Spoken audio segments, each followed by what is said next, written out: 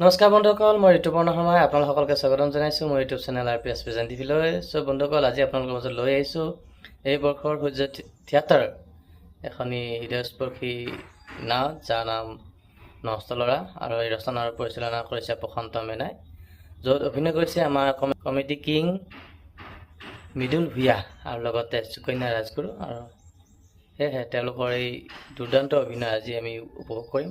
আৰু ভিডিঅ'টো চাই কেনে পালে কমেণ্ট কৰি জনাব, লগতে লাইক কমেণ্ট শ্বেয়াৰ কৰিব আৰু চেনেলটো ছাবস্ক্ৰাইব কৰি দিব। ধন্যবাদ।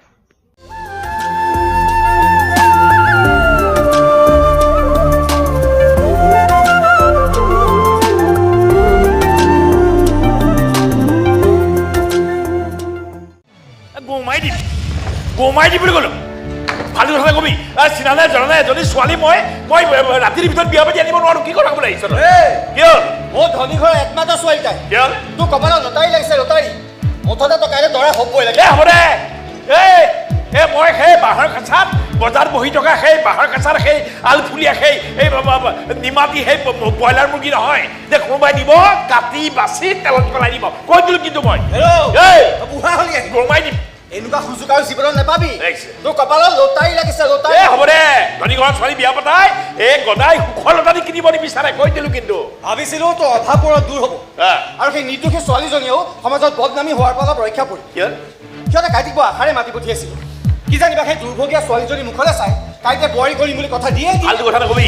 মোৰ কথা নককে পিতাই কাকো কথা দিব নোৱাৰে। বাছ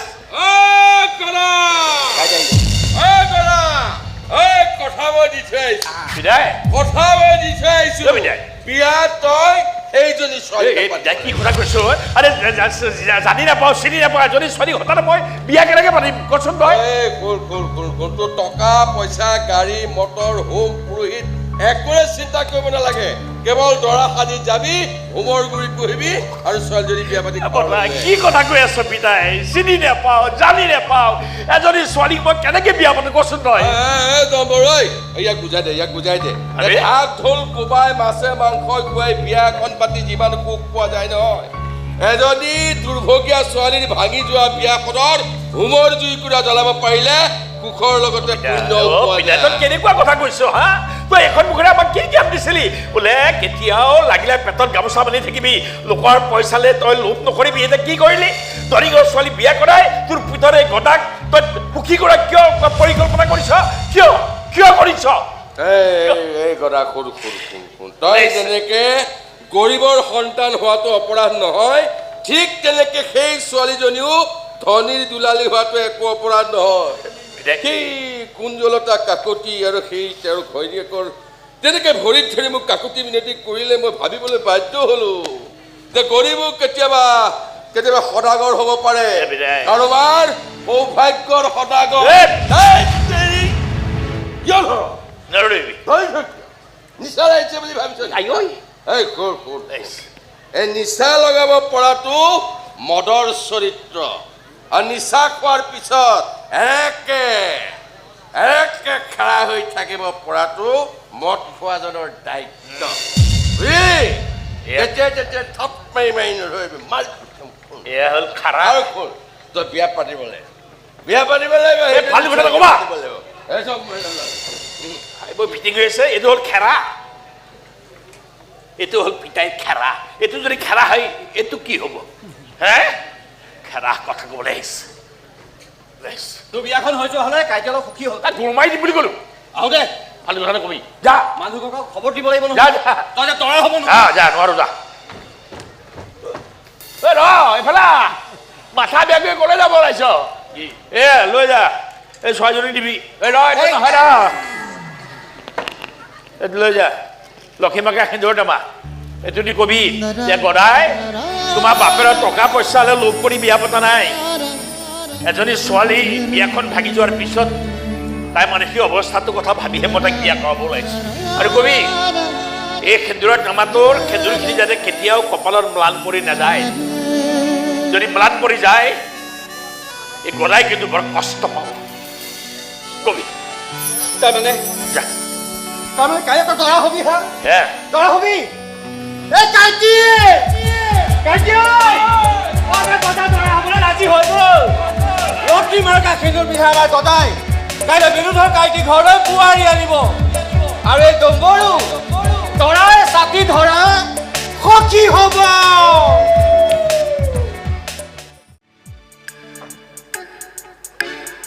এয়া কপাল ধনী ঘৰৰ ছোৱালী বিয়া পাতি দিলে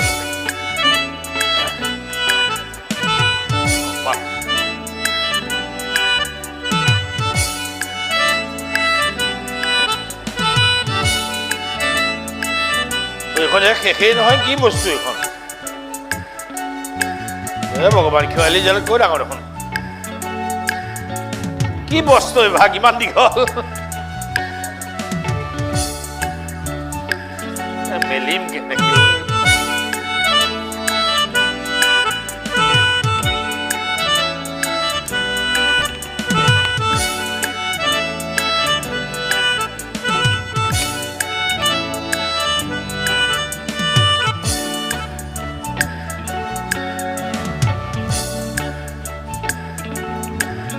এইটো কি মাজত দেখো একো নাই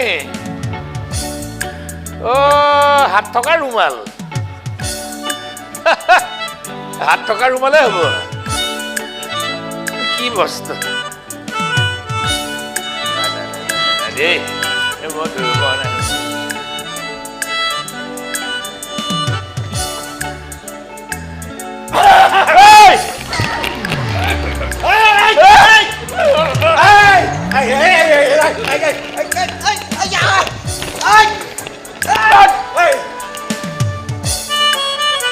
ব্লাউজে পিটি মাথা ফালি দিম এইবিলাক ভালকে মালিব না ভংকে মালি দিছে লগাই দিছে আৰে তোৰ কৰ্ম দেখি মুখৰ মান হেৰাই গৈছে মোক কি কৰ্ম কি হ'ল বিয়া হোৱা এসপ্তাহ হোৱাই নাই তোৰ ঘৈ নৈ এইবিলাক ধুবলৈ আৰম্ভ কৰি দিলি তই চি চি চি একো নহয় তোৰ এই মেখেলাখনকে মোৰ ঘৈণী কাপোৰ বেছি ধুনীয়া কি হ'ল এইখন মেখেলা পাইছ হা এইখন লুঙি হয় লুঙি ধৰ তোৰ লুঙিয়ে এখন মেখেলাই হয় মানে এই ৰঙা ফুলকেইটা নাই তাত এটা কাম কৰ কি তই মোৰে চোলাটো ব্লাউজ বুলি কৈ দে ব্লাউজ দেই এইটো অভাৰ চাইজৰ ব্লাউজ বোলো জ্যেষ্ঠজনে এনেই নকয় কি বোলে ঘৈণী ব্ৰহ্মা ঘৈণী বিষ্ণু ঘৈণী মহেশ্বৰ চৰা চৰ জগতৰ ঘৈণী হে ঈশ্বৰ কি কৃষ্ণ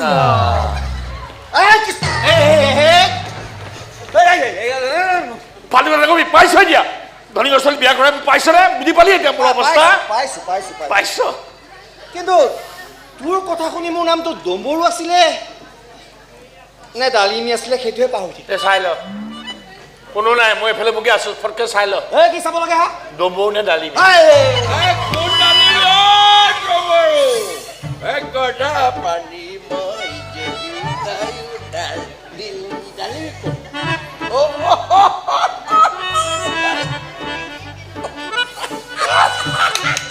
এইবোলে কি হ'ল নৱ প্ৰজন্ম বঢ়িয়া তোৰ চিনাকি পৰ্বটো শেষ কৰ মই বজাৰ পৰা ঘূৰি আহোঁ দে বা যা কপাল খাই দিছ মাথা খাই দিছ তহঁতে মোৰ জীৱন চেছ কৰি দিছ এই যেইষে কথা কৈ মগজটো কিয় ভোলা কৰ হা ৰেলত ফেৰীৱালা চলোৱা মানুহৰ মুখত ক'ত আৰু সঁচ কথা শুনিম কথা ৰেল বুলি কওঁতে কথা এটা মনত পৰি গ'ল নহয় শুনচোন শুনিবলৈ সময় নাই মোৰ কামেই কাম মানে নতুনকৈ বিয়া পাৰিছোঁ কাঁহী বাতি ধুবলৈ আছেই ভাত পানী বনাই আকৌ তাইক খুৱাই পেলাই ফুৰাবলৈ নিম মই আৰে শুন না ক ছোৱালীজনী বোলে বিৰাট ধুনীয়া বিৰাট ধুনীয়া মইতো পাতিলে তই পাতি ল কথা সেইটো নহয় কি কালি নিশা ৰেল ষ্টেচনৰ কাষত ৰেলৰ আগত পৰি এজনী ছোৱালীয়ে আত্মহত্যা কৰিলে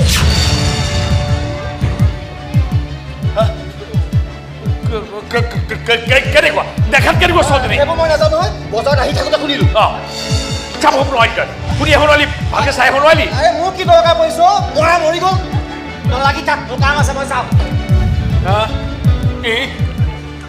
এই ছোৱালীজনী নহয়তো হেৰি হেৰি শুনকচোন আপোনাৰ নামটোতো কৈ থৈ যাওক হেৰি আপোনাৰ ঠিকনাটো দি থৈ যাওক হেৰি ফেৰিৱালা শুনকচোন হেৰি ফেৰিৱালা হ'ব নোৱাৰে তাই হ'ব নোৱাৰে সেইযোৰ ছোৱালী হ'বই নোৱাৰে তাইক এৰি অহাৰ সময়ত তাই দুচকুত মই জীয়াই থকাৰ হেঁপাহ দেখিছিলোঁ সপোন দেখিছিলোঁ মই তাইক কৈছিলোঁ তাই যেতিয়া মোক কৈছিলে তাই ৰেলৰ আগত জাম মাৰি মৰিম মই তাইক কৈছিলোঁ তুমি জাম মৰাৰ আগতে মই তোমাৰ হাতখন থাপ মাৰি ধৰিম